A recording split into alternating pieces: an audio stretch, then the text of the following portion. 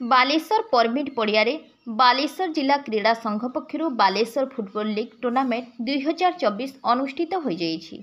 Football league प्रति वर्ष भली चलित वर्ष मध्य आरंभ होइछि। ए वर्ष 8टी टीम तांकर खेल प्रदर्शन करिवे। जनरल सेक्रेटरी बालेश्वर एथलेटिक्स अधीप दास कहिथिले पिला मानकर भविष्यत को आंखि आगे रखी एही खेलटी प्रति वर्ष होई आछि। पिला माने डिस्ट्रिक्ट लेवल आरंभ करी नेशनल पर्यंत खेलिबे। सीनियर जूनियर टीम तांकर खेल प्रदर्शन करिवे। सबु जिलार पिलामानक सह खेल हेबो। मो Adhip Das general secretary Baleswar district athletics association. जो फुटबॉल खेल हमारा फुटबॉल लीग सब वर्ष हुए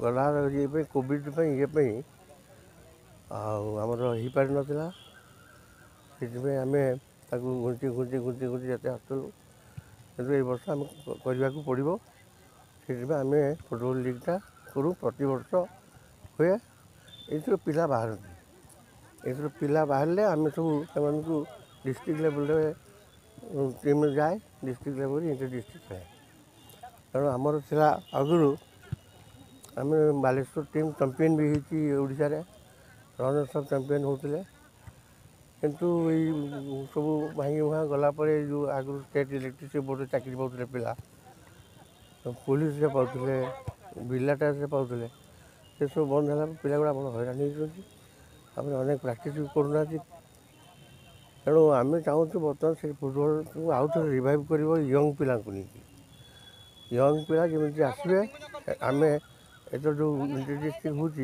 बड़ पिला पठाऊँ आम छोट छोट पिला पठाऊँ से हारी जाऊँ कहीं आम भविष्य अच्छी से मैंने ही पुणी आउे चैंपियन नहीं विभिन्न एजर पिला सीनियर कितु विभिन्न एजर पिला भाग नहीं छोट पिला बड़ पिला समस्त मिसिकी टीम अच्छा बर्तमान आमर अच्छा 8टा टीम 8टा टीम लीग बेस 2टा ग्रुप कर दिखाई 4-4टा टीम 6-6टा मैच हम ता भर बेस्ट टीम 2टा को फाइनल खेल।